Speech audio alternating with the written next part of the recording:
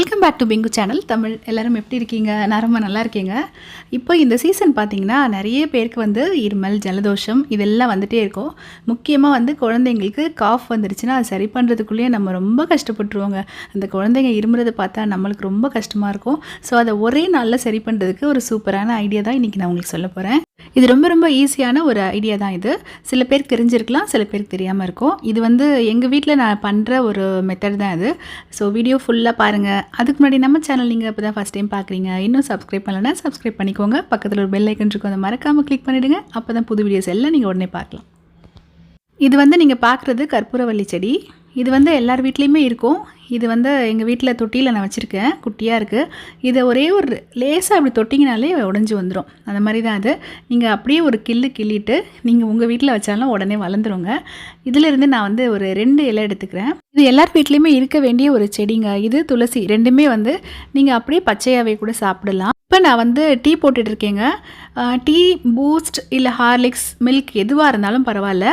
நீங்கள் வந்து அது கூட இதை வந்து ஆட் பண்ணி கொடுக்கலாம். இதை நான் என்ன பண்ண போகிறேன்னா, இந்த மாதிரி வந்து டீ கொதிக்குது பார்த்தீங்களா, கொதிக்கிறப்ப இந்த நம்ம ரைஸ்லாம் வடிப்போம் பாருங்கள், இந்த மாதிரி ஒரு தட்டை எடுத்துக்கோங்க. இல்லை வேறு எந்த தட்டாக இருந்தாலும் உங்களுக்கு ஹோல்ஸ் இருக்கணுங்க. அந்த ஹோல்ஸ் இருக்க மாதிரி ஒரு தட்டை எடுத்து மூடிடுங்க. சூடாக இருக்கும்போது ஸ்டவ் வந்து ஆனில் இருக்கட்டும். அப்போ வந்து நான் இந்த 2 இலையும் எடுத்து அந்த ஹோல்ஸ் மேலே நான் வந்து வச்சிடுறேன். வச்ச உடனேவே பார்த்தீங்கன்னா அது மேலே வந்து ஆவி படுது பாருங்கள். ஆவி பட்டு அந்த இலை வந்து அப்படியே குக் ஆயிடுது. நேரம் டைம்லாம் கூட எடுக்கல பாருங்கள். நான் வச்சு உடனேவே வந்து அந்த இடத்துல ஆவி வந்து எல்லாமே குக் ஆயிடுச்சு. இப்போ வந்து நான் குழந்தைங்களுக்கான மெத்தடுக்கு 2 எடுத்திருக்கேன். பெரியவங்களுக்குனா நீங்கள் வந்து 4 இலை எடுங்க. அதிகமாக எடுத்துடாதீங்க. ஏன்னா அதிகமாக ஆயிடுச்சுன்னா உங்களுக்கு வந்து பாடி ரொம்ப ஹீட் ஆயிரும்.